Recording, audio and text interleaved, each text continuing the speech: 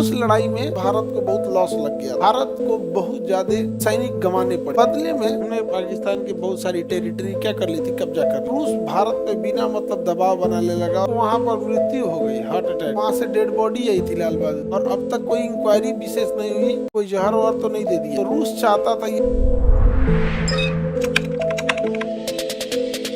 1965 का युद्ध खत्म कब होता है? 1966। कौन से समझौते से? ताशकंद समझौते से। ताशकंद समझौते में भारत को बहुत लॉस लग गया था।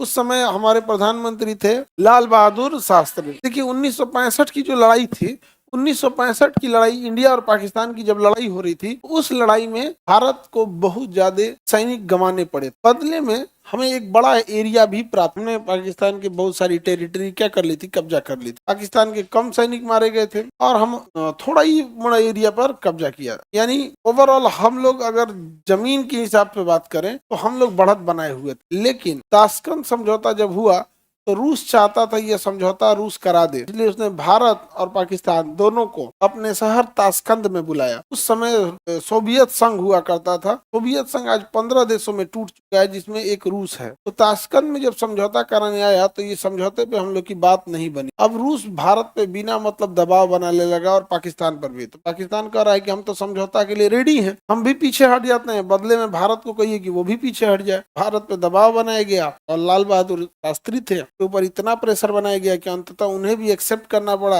ये ताशकंद समझौता। जब हम दोनों पीछे हटे तो पाकिस्तान को ज्यादा लॉस नहीं हुआ था।